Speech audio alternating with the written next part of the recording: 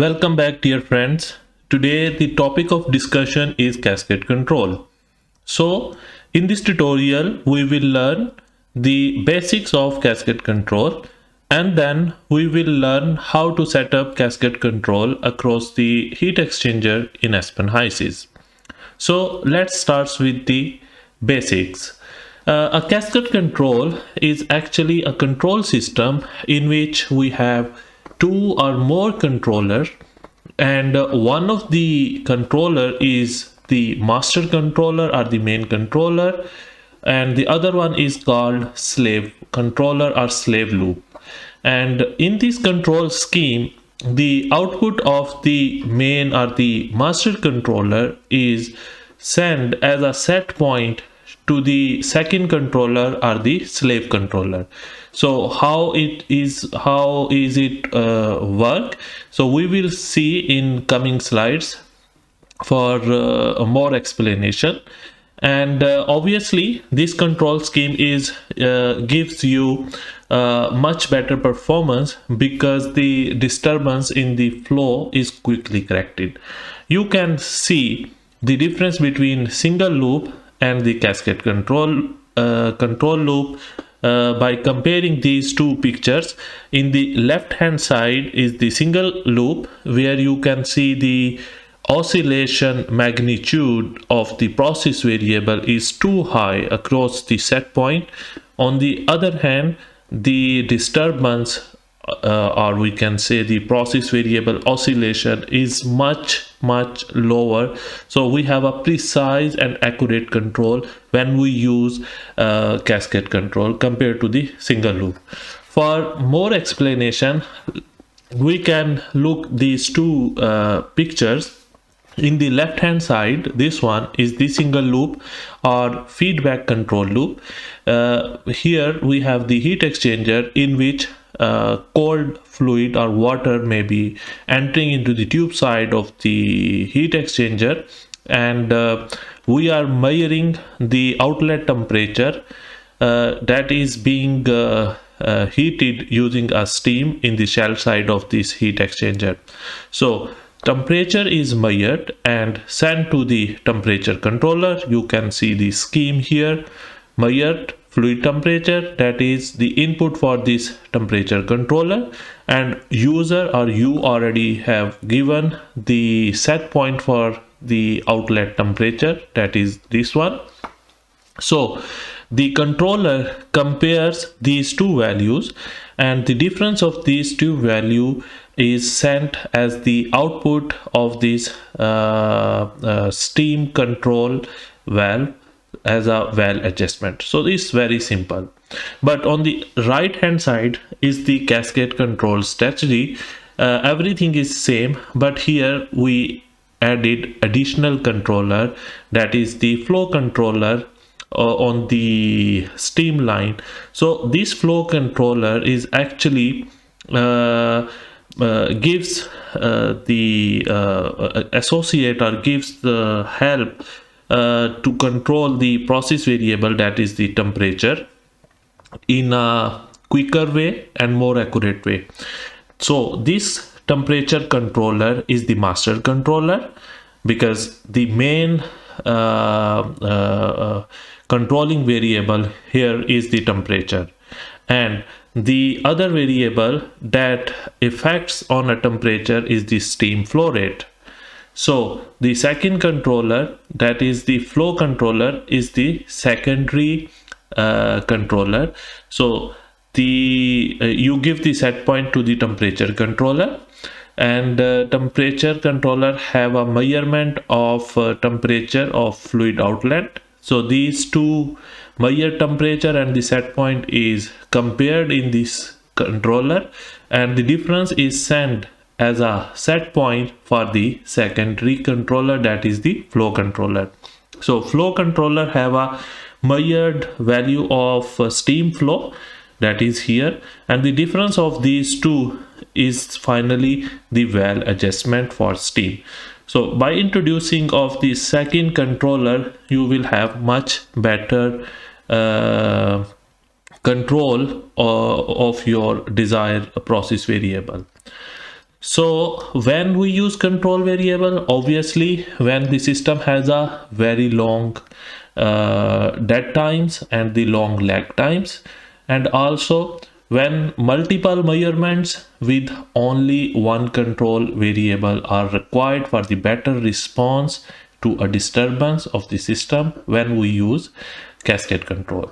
So let's move to the problem statement to practice on Aspen HYSYS. So this is the today's example that we are going to solve. It's a shell and tube heat exchanger where we have the process parameters for steam as well as for water. Here we have two control loop. One is the flow control loop, that is the feedback control. The other one is the temperature control loop, that is the cascade control. So we also have the parameters for heat exchanger. For example, the overall heat transfer coefficient, tube side pressure drop, shell side pressure drop, similarly the volumes of tube side and the shell side. Also we have the flow controller and the temperature indicator controller tuning parameters. For cascade control, we will use these parameters when we solve the simulation in Aspen HYSYS. So let's move to the HYSYS software to develop this flow sheet. So we are in HYSYS environment. So the first step is we have to introduce all the components which are being used in the process simulation. So here is only water. So we introduce water. Next step is we have to insert fluid packages for thermodynamic property estimation. And here is because the only component is water, so we are going with ASME steam. Okay.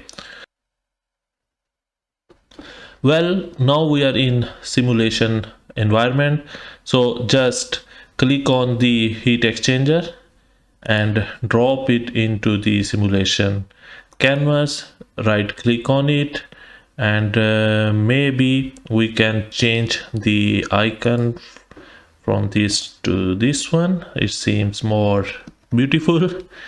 So, and just also install control valves. We need two control valves to perform dynamic simulation. Okay, so close this one. So first let's double click on this valve. I will say it's a valve 1, and the inlet is steam and the outlet is, I will say the outlet is 1, and go to the parameters, and for each valve we are taking 0.2 bar as a pressure drop. Okay, and for the moment just close this one. Now go to the second valve. I will say it is valve 2, and the inlet is water, and the outlet is, I will say 2. Again the pressure drop for this we are also taking 0.2 bar. Okay, just close this one. So go to the here. So we can see that we allocate water in the tube side and steam into the shell side. Okay, so let's go back here, double click on this heat exchanger. Okay, so tube side inlet is 2, that is the water, and the outlet is hot water, and the shell side is 1, and the shell outlet is steam. Maybe steam 1. Not maybe steam out, that is more appropriate. Okay, then go to the parameters, and here the overall heat transfer coefficient, and we know that it's given here 3500. Okay, 3500. And shell side pressure drop, it's also given. Shell side is 0.3 and tube side is 0.5. So 0.3 and this is 0.5, and the specified pressure drop, tube passes are 2, shell side is 1, and the flow is the counter current, so that is okay. Next step, just go to the worksheet, the dynamics, and in dynamics, tube volume. So the tube volume is given 2 cubic meter, and the shell volume is given 1 cubic meter. So we also introduce these. Okay, so the next step is we are going to specify the inlet stream, that is the steam inlet and the water inlet. So just first specify the water stream. Okay, so we know the temperature is 25, pressure is 3 bar, flow rate is 100 kg per hour. Sorry, 1000 kg per hour. So the flow rate is 1000 kg per hour, pressure is 3 bar gauge, and temperature is 25. After that, go to the compositions, and because it's pure water, just press enter and press OK. Okay, so you can see the stream is converged. Well, now we will specify the steam specification for this problem. So in PowerPoint presentation, you can see we have a saturated steam at 7 bar, and the flow rate of steam is 100 kg per hour.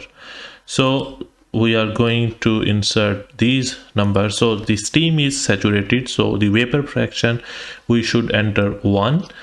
Okay, and then we have to insert pressure. So the temperature should be automatically calculated for this steam, so that is 170 degrees C, and the mass flow rate of this steam is given, that is 100 kg per hour as a start. Okay, so close this one. So you can see the simulation is converged. So now it is a time to introduce the control valves, the cascade control, and this simple feedback control. So first, actually we need overall 3 controller.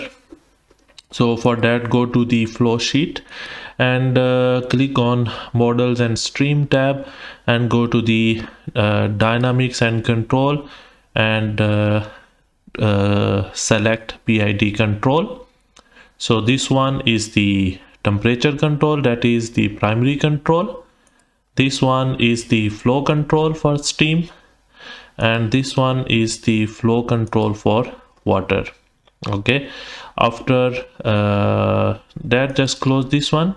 So first we will set up the flow indicator controller on valve 2. So double click on it. Okay, so we just make it a little big so you can see properly. So it says the process variable source. So the process variable source is actually the hot water flow rate. Okay, so we have hot water, and after that just write here mass flow, click mass flow and select. Okay, and the output are targeted object from this control. So select output object, go to the val number 2, yes, val number 2, and actuator desired position is our targeted value. Okay, so after that go to the parameters. Okay, and it is a reverse action or direct action. For example, if the water flow rate increases, then the valve will close, so it is reverse action. That is fine. The mode is off, and usually when we start simulation it should be on auto mode. Okay, so I will do it later. And the set point process variable, for that we have to give the process variable range, and here we have 0 up to 1500 kg, and the set point is 1000 kg per hour. So we want to fix this stream always at 1000 kg per hour, irrespective of the steam flow rate. Okay, so that's why we use this controller on the water feed. Okay, so for KC it is 1, and for integral time I am just also putting 1. So this is completely integrated into the steam, into the flow sheet. After that just close this one. So click on it, and maybe we can flip in on horizontally so it looks like more reasonable. Okay, so now go to the second one, that is the temperature controller. So double click on this TIC 100. For that select process variable. The process variable is being taken from hot water and it is temperature. Okay, select temperature. Okay, and for the moment just close this one, click on it, maybe flip horizontally. After that go to the second one, and here the process variable source is from stream 1 flow rate. Okay, so 1 and mass flow. Select this one. Okay, so maybe again flip it horizontally, and the output target object, in that case we have val number 1 and the actuator position. Select this one. Okay, and for that the set point for this controller would be the output of TIC. Okay, so how we can that, we just have to select here, so TIC 100, click OK. So now you can see we just have set up the cascade control. Okay, so just go to the parameters. Okay, and here the this flow indicator controller will act as a reverse action. Why? Because if the flow rate is increasing, then the valve will close, so it's opposite, so that is fine. And here we have the variables for this controller, FIC controller. The set point should be in remote mode, that we have, and the minimum and the maximum process variable is 0 kg to the 200 kg.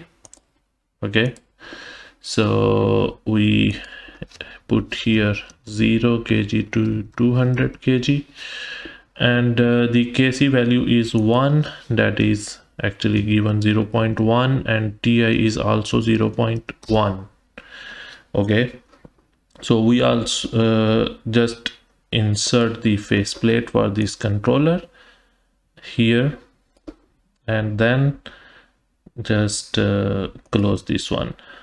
Okay, after that only one thing is left, that is the temperature controller. So go to the parameters, and here it's again in reverse action. So if the temperature is increasing, so the output should be decrease, so that is okay. And the minimum and maximum range is given here, so it is between 50 to 100. okay, so we will insert it here. Sorry, minimum is 50, maximum 100, and the gain value and the integral time value is also given, so that is 1 and 0.05. 1 is fine, 0.05. okay, and the set point for that is 75 degrees C. okay, so we also set up the temperature indicator controller. So close this window as well. Now we set up the cascade control as well as the feedback control. Now it's time to move to the dynamic section of the HYSYS. For that, just click on this dynamic mode. okay, yes, so just make changes. okay, close this one, again go to the dynamics, yes, okay, and then go to the integrator. So the accelerator is 1, and everything seems okay. So now we have to introduce two strip charts. okay, for that, how we are going to obtain the strip charts for this process? Click on the tuning button and then go to the top ribbon and select strip chart, and select this one where set point process variable, create strip chart, untick the output. okay, and then display. So this one is for flow controller. This one, just close this one, and similarly we will create another one for temperature. okay, so for that, again go to the top ribbon, select strip chart, introduce this one and create strip chart and display it. okay, close this one as well as this one. So we have here two strip chart, one for temperature, that is the primary controller, and the other one is the flow, that is the secondary controller. okay, so now we are almost ready to run the dynamic simulation, but before that I just forgot to size these two valves. For that, I will again go back into the steady state simulation mode. okay, so double click on valve 1,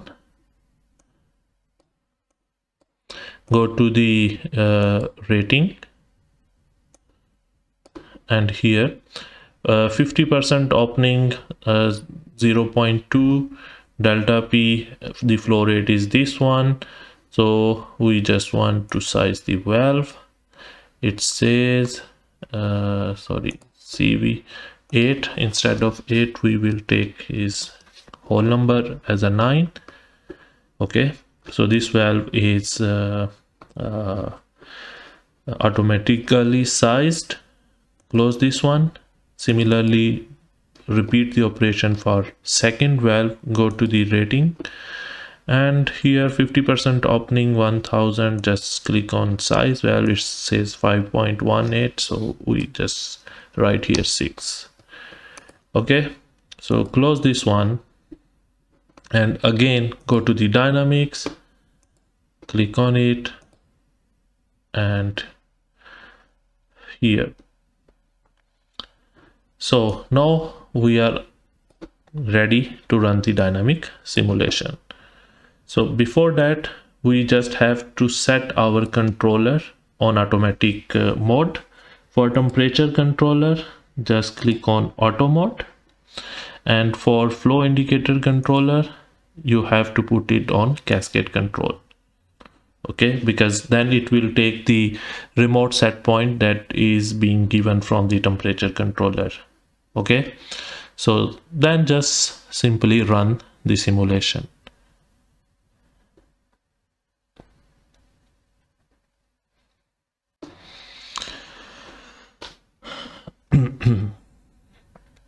So the set point of this, the first one is 75, so it's already matched.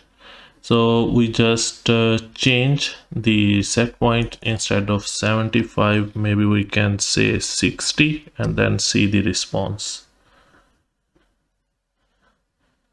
So you can see it immediately meet to the set point value. Okay, and similarly, if I increase the from 60 to maybe 80, and then it's been increasing and increasing. So here you can see that this process, I mean, in case of temperature, it is being changed, but in case of flow, these two lines are constant almost. There is no variation. So you can see that the max up. I mean, if I click on this tuning, so you can see the output is 100%. It means valve is completely open, and the flow rate is maximum is going up to the 99 kg per hour. So for that, what I will do, I will change the range from from 200 to 100 kg.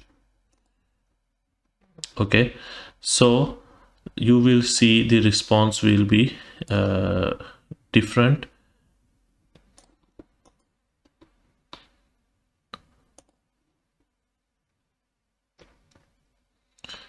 Okay, so let me check. So you can see here these two lines are also matched. So now it is perfectly aligned. So if I change the set point from maybe 55, and then see the response. And here I have to do auto scale. Okay, so you can see how these two controllers are behaving. So instead of 55, just press 50 and see the response.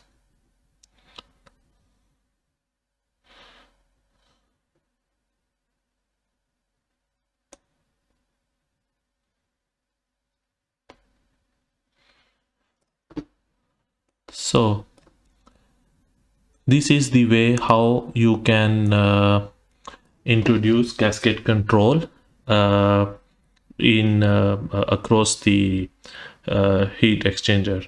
That's all for today's tutorial. I hope you understand how to set up cascade control. If you like this video, please don't forget to subscribe and like it. It will motivate me to make more videos like this. Until next video, bye bye, stay tuned.